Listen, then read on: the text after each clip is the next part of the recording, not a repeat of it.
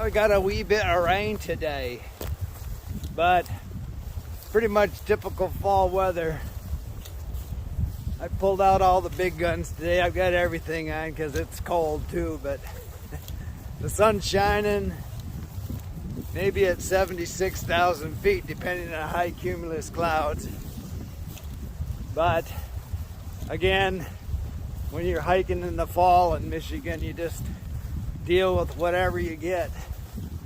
I'm heading down to a creek where the salmon are running now. The salmon are starting to come up.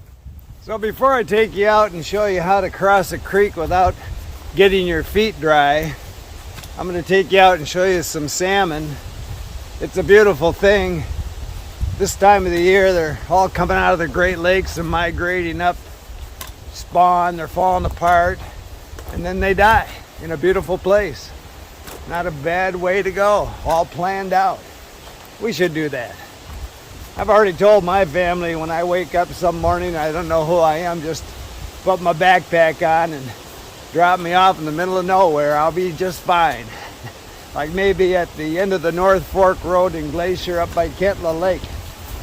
I was listening to Ellen DeGeneres one day talking about her mother who was like 87, and she said she walks 5 miles a day and we don't know where the hell she is.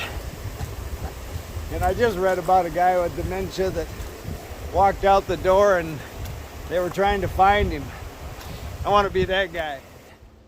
So I'm just bushwhacking today, but if you do a long trail, you're going to come to hundreds of water crossings that you're going to have to deal with. You know, this one is pretty narrow. You'll come to things 5 times as wide as this with logs or rocks, or, you know, you're going to stop, and most people don't want to get their feet wet.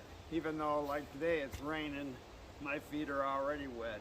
But a lot of times, even on a dry day, I've walked in the morning through condensation-coated vegetation. My feet are always wet. So when I come to a log, like this log is really slippery.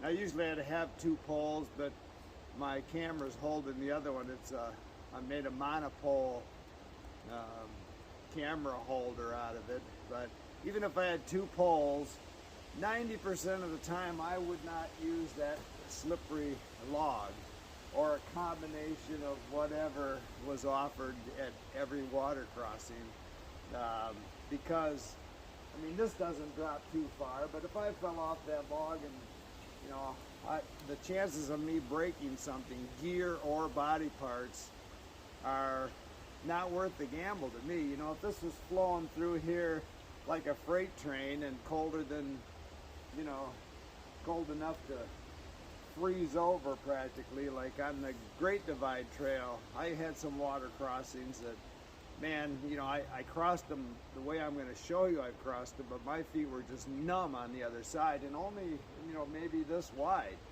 and a torrent that could knock me over. Sometimes I just couldn't get across, and I would go up and down the creek for a mile looking for a log to cross. But in most cases, for me anyway, the chances of getting hurt crossing the way I'm going to show you, or crossing that log, is day and night.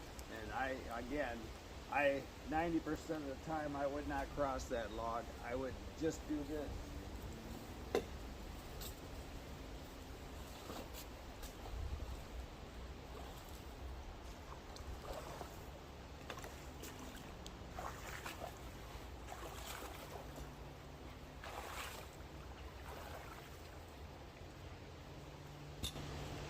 And I would have saved a lot of time, because crossing that log, I'd still be out there trying to be one of the Walindas rope walking, probably slip off that thing and end up in the creek anyway, right side up or upside down. So again, wet feet are not the problem everybody thinks they are. I see people coming to less water than this, and there's rocks, and they're trying to jump from rock to rock, and it's just a way to get injured. So, in my opinion, your best bet is to get in the water. walk across. You're on your way.